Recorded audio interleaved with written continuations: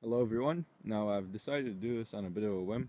Uh, I'm sorry if you can hear wind noise in the background, but basically I came out here for a drive in my E30 and I thought that I'd do a quick run through of everything I've done to it since I bought it. So I bought it back in November of 2013 and now it is April 2015. So I've had it quite a while. Actually, I only got it in February 2014, so a little over a year that I've had it. So, right, um, just thought it would be a great place to show you because I'm in Cyprus right now. For those of you who haven't been here, and this is an island in the middle of the Mediterranean Sea, and here in particular, it looks absolutely beautiful. So, it's kind of my idea of Nirvana. I've got a great road, barely any regulations, and the sunset, the sea, and a great car to enjoy the road. So, right, inside, basically, what I've done is not too much. The interior was really good as it came, so I kind of like the plaid cloth 80s look. I think it's kind of cool, kind of original. First problem, as you can see right there, that mirror is missing. I've ordered that. That's because it fell off a couple of weeks ago. Other than that though, I have, let's see. So this car was imported from England. So originally it had like a cluster in miles and stuff. So I found a speedometer that was in kilometers and had a similar, very similar mileage to what it was originally. So basically, when I bought it, the car had 65,000 miles on it, which is about 105,000 kilometers. And I must have put about 10,000 on it. So this is showing 134, so a bit more than it actually has. But all of that is irrelevant, and I'll show you why in a second. So other than that, I have a full 13-button onboard computer. Consumption, this is actually really good right now because I've been driving it on an open road. So that's my fuel consumption. Then you have a bunch of stuff here. I don't know if you want to know what each one of these does. Basically, this is just the time and the date. Then this is your average speed, which you can reset. Mine's reasonably high, low. I don't know what you want to call this. I don't look too much. I don't look at this too much. Then this is quite cool. You have a speed limit, which you set any speed that you want. So say 120, because that's the legal limit on the highway here. And then you press it again. The red light comes on, and whenever you go over 120, it bleeps and lets you know that you're going quicker than you should. So that's kind of neat when you want to go under the speed limit. So other than that, range, this is absolutely useless to be honest, because it always shows way too much range. Unreliable. Then timer, the timer is pretty cool because red light comes on, you just press set reset, press it again, and it starts over. So like that, and then you can pause it by pressing the button again. Now temperature, 22.5 degrees, perfect temperature right now.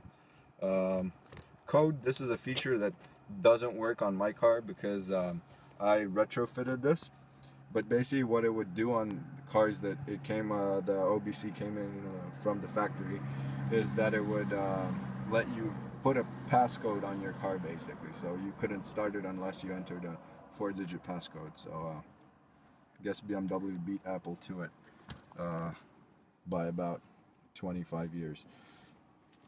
Anyways, other than that, this is another feature. This is a mirror with map lights, and this is also not stock, something that I had to buy later on. So these are kind of cool because the only other lights that you have in the interior is this one right here and this one right here.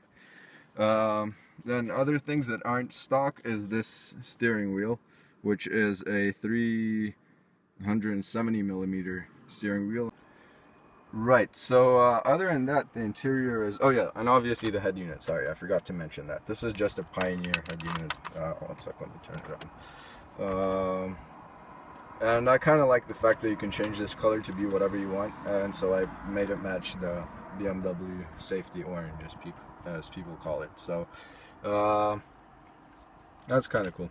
So, and I don't think it looks too ricey. It kind of fits the interior. Obviously not as well as an original head unit, but it does okay. So one feature I did wish that this car had was an air conditioning, and it doesn't have that. That's something I'm looking to retrofit, but those are quite hard to find at the moment, let alone pay for it, because they're getting quite expensive. But honestly, the difficulty is in finding it mostly, because yeah, other than that, right, wheels, those are BBS rims that I bought off of eBay. They're original wheels that came on the BMWs of the time. So crap, if I can undo this one's kind of tough. This actually has a BMW, should have a BMW tag somewhere here. Wait, on the other ones it definitely does have. So you can see on the locking ring it has BBS made in wherever it was. Actually, wait, this is the cool one. Yeah, this is the one that says it's made in Western Germany. So that's kind of neat to know that it was made in a country that does not exist anymore. It has rather just been transferred into normal Germany. Right, other than that, I did a full LED upgrade of all of the lights. So for example, these what are they called, parking lights, then the brake lights, license plate lights, just about everything. I had a cheap xenon kit from eBay installed as well, until that broke a couple of weeks ago. Yeah, then, oh yeah, the really non-stock thing is the engine. Basically, what I did is I decided that a 25-year-old engine should get a rebuild, and so I decided that I wanted to make it quite a big project, and I actually made it into a 2.1 liter stroker. So this uses pistons from an E36 M3 European spec, connecting rods from a Honda, and a crankshaft from a what's it called, an E46 320D, so a diesel engine, the M47 crankshaft. Then I also painted this, and all of this stuff that you see that's painted, that wasn't actually painted at a paint shop. This was painted by me at home. So a couple of spray cans, and I think it looks really nice. The wheels as well. The wheels I painted at home, and if you're thinking about painting something at home, just keep in mind that it's going to take way longer than you think it's going to take. And the same with any kind of like project or something. If you think, like I thought my engine rebuild would take 1 month, it ended up taking 3. But in the end, I think it's totally worth it. Like, the engine's much better, and the fuel economy isn't any worse. In fact, it's even better than it was before. I think I might actually start the car just so you can see what it sounds like. The only problem with the car is if I rev it a bit,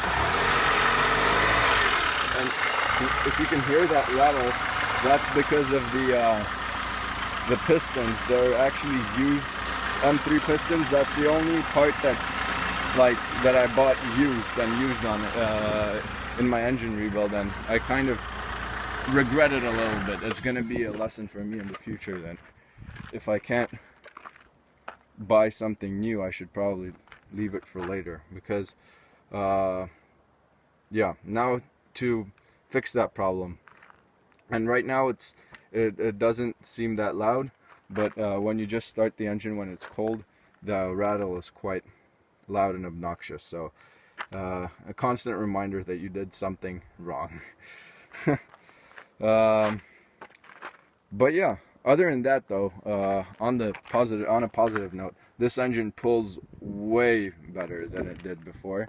it's just overall a much better package. And I don't know, I think a 4-cylinder suits this car, so I'm glad I didn't go out and buy a 6-cylinder to fit in here. But yeah, other than that, that's pretty much it. So thanks for watching. I guess I'm gonna clear all of this crap up and continue my driving journey. Should probably get a new badge as well. But yeah, this is Daniel coming at you from Cyprus.